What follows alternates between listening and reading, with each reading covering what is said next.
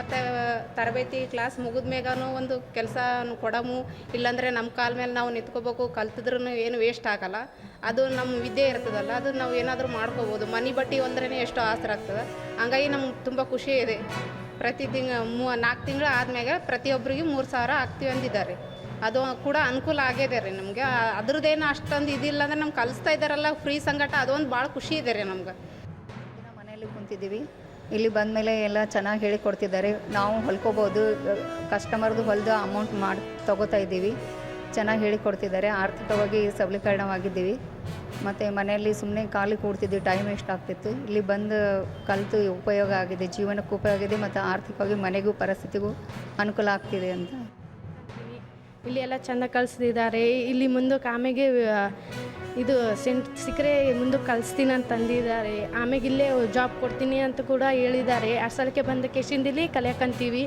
ಇಲ್ಲೆಲ್ಲ ಮನೆಗೆ ನಾವು ಕಲಿಯಕ್ಕಂತೀವಿ. ಇಲ್ಲಿ ಬಂದ ಕೇಶಿನ್ನು ಚೆಂದ ಕಲಿಯಕ್ಕಂತೀವಿ. ಮುಂಜಾನೆ 10 ಗಂಟೆ ಬಂದ ಕೇಶಿಂದ 1 ಗಂಟೆಗೆ ಹೋಗ್ತೀವಿ.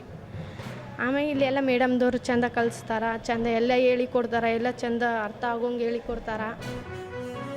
ಮಾಡಬೇಕಾದ್ರೆ ಬೆಳಗ್ಗೆ 3 ಗಂಟೆ ಮತ್ತು ಮಧ್ಯಾಹ್ನ ಅವಧಿಗೆ 3 ಗಂಟೆ ಟೈಮ್ ಕೊಡ್ತಾಯಿದ್ವಿ.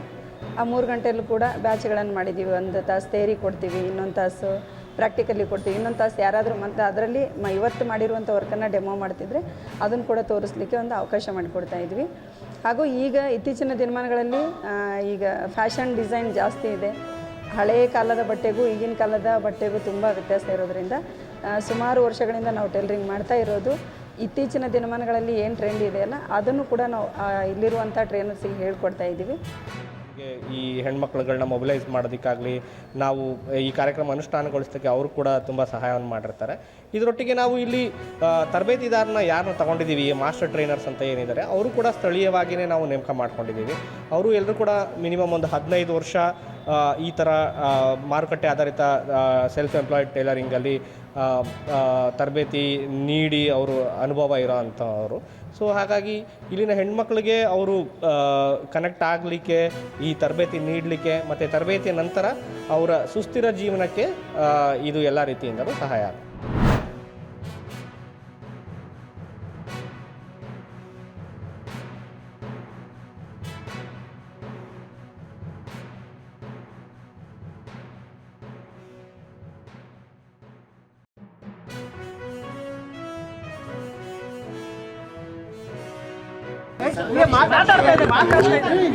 ಬಿಜೆಪಿಯವರು ರಾಜಕೀಯ ಮಾಡ್ತಾ ಇದ್ದಾರೆ.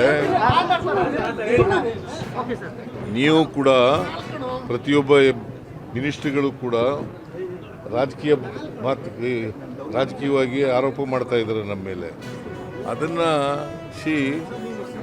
ಕಾಂಗ್ರೆಸ್ ಪಕ್ಷ, ಕಾಂಗ್ರೆಸ್ ಸರ್ಕಾರ ಹಿಂದೂ ವಿರೋಧವಾಗಿದೆ, ಹಿಂದೂಗಳ ವಿರೋಧ ಇದೆ ಅಂತ ಹೇಳ್ತಾ ಇದ್ದಾರೆ. ಅದನ್ನೆಲ್ಲ ನೀವು ಖಂಡಿಸಬೇಕು, ಅದಕ್ಕೆ ಸರಿಯಾದ ಉತ್ತರ ಕೊಡಬೇಕು ಅಂತ ಹೇಳಿದ್ದೀನಿ. ಬ್ಯಾಕ್ವರ್ಡ್ ಕ್ಲಾಸ್ ಕಮಿಷನ್ ಇದೆಯಲ್ಲ, ಅದು ಕಾನ್ಸ್ಟಿಟ್ಯೂಷನಲ್ಲಿ ಕಾನ್ಸ್ಟಿಟ್ಯೂಟೆಡ್ ಬಾಡಿ, ಸ್ಟ್ಯಾಚ್ಯೂಟರಿ ಬಾಡಿ.